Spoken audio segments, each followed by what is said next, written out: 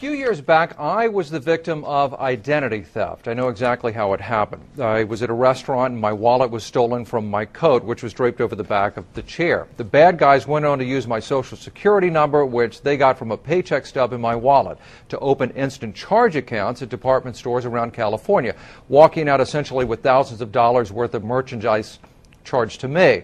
Luckily, I was eventually able to straighten everything out. Well, these days, identity theft has gotten even more sophisticated, more brazen, and a lot more lucrative. Jim Stickley is about to break into somebody's home in La Mesa. He checks for occupants, then the front door. It's locked.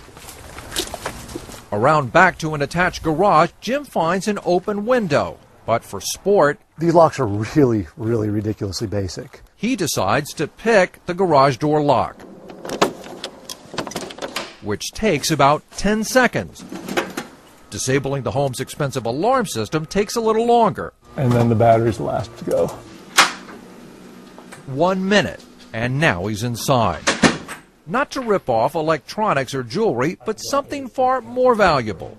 Your identity. If I can steal your social security number, your name, account numbers, those types of things, they're worth hundreds of thousands more than the TV that's on your wall could ever be worth. Jim Stickley. So is this house fairly typical? Very typical. Actually works for TraceSecurity, teaching people how to protect themselves by exposing their vulnerability. This home's owner, single mother Julie Mills, graciously allowed us to test her security. Though we asked her to remain in another part of the house so that we could ask her later if she could detect the intrusion. Here's a checkbook laying out. That's really convenient. Which begins in the kitchen, where many people drop their bills and belongings. I want all the information that you would use if you're filling out a credit card application.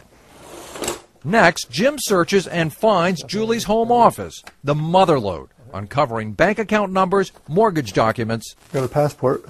And best of all, for a bad guy. Oh, here's her birth certificate and her original Social Security card.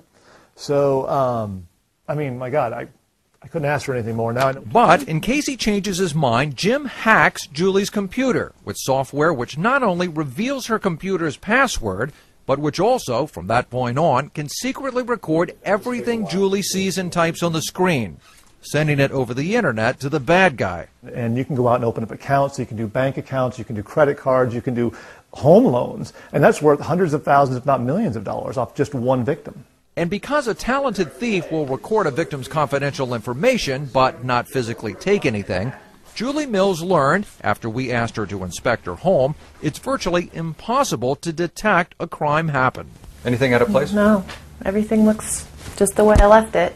So imagine her surprise when we revealed how quickly Jim broke in and then stole her confidential information. He found your social security number, he found other personal information, and he cracked your computer, whose password is Peyton123? Yes. Oh my gosh. Is that correct? Yes. That's frightening. Okay, first of all, Julie did change all of her passwords on her computer. Best advice for all of you, protect your social security number at all costs. It's used to access credit, after all. Don't carry it with you, and at home, remove any trace of it from your filing cabinet. Social security cards, tax returns, mortgage documents, rental agreements. Move all of those documents either to a lockbox or just secret them in the back of a closet or just someplace that a bad guy wouldn't necessarily look. It is frightening and shocking how fast that all happened. How vulnerable everybody is. With a security system too in place. Right. Right. It is. And when we do stories like this, a lot of people wonder if we're basically coaching the bad guys in how to do crimes. The sad reality is the bad guys already know how to do it. We're trying to help all of you at home just to protect your information, even from the sanctuary of within your own home. He needed no coaching. No. No, he was. Good. Yeah, he's Woo! very good. Good at being bad. Yeah.